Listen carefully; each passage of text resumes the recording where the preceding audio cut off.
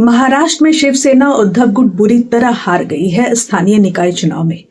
यहां तक कि बीएमसी से भी हाथ धोना पड़ा है।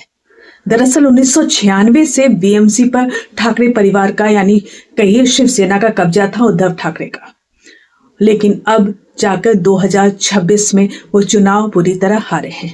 इस चुनाव में हार के बाद ठाकरे परिवार के राजनीतिक वजूद पर भी सवाल उठने लगे हैं। आखिर ये चुनाव ठाकरे परिवार के लिए इज्जत का ही नहीं बल्कि उनके राजनीतिक अस्तित्व और पार्टी के अस्तित्व का भी सवाल था। आखिर इस चुनाव में हार की वजह क्या थी? दरअसल शिवसेना से जब शिंदे गुट अलग हुआ तो शिंदे गुट हमेशा फायदे में रहा। उसने सरकार बनाई। विधानसभा चुनाव में भी बीजेपी के साथ शिंदे गुट ने अच्छा प्रदर्शन किया और सरकार में शामिल हुए।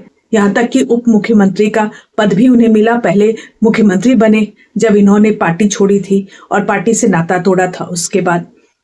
लेकिन अब ऐसे में उद्धव ठाकरे जब कांग्रेस और एनसीपी के साथ चले गए और उसके बाद उनकी पार्टी जब बुरी तरह हारी विधानसभा चुनाव में, हालांकि लोकसभा चुनाव में अच्छा प्रदर्शन नहीं कर पाए, तो बीजेपी ने इस स्थानीय निकाय चुनाव के लिए काफी मेहनत की और उसका नतीजा है कि बम्पर तरीके से बीजेपी महाराष्ट्र के स्थानीय निकाय चुनाव में सभी जगह जीत गई है। महाराष्ट्र में उद्धव ठाकरे के हार के पीछे राज ठाकरे के साथ 20 साल बाद मिलने की वजह को भी बताया जा रहा है। दरअसल ये महामिलन उन लोगों को अलग कर गया जो कि उत्तर भारतीय थे या फिर मुस्लिम थे और दूसरे राज्यों से आए हुए थे।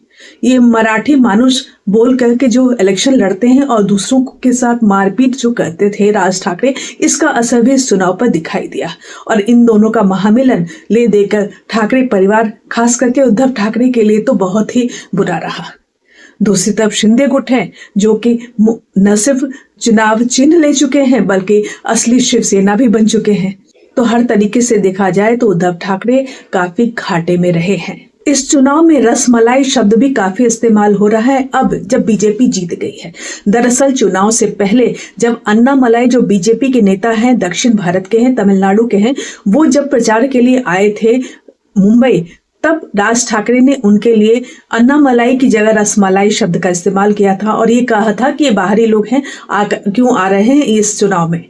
अब इसका असर ये हुआ है कि बीजेपी जब बम्पर तरीके से जीत गई है तो इस रसमलाई शब्द को सोशल मीडिया पर ट्रेंड कर रहा है और ये रसमलाई को उद्धव ठाकरे के हार से जोड़ा जा रहा है।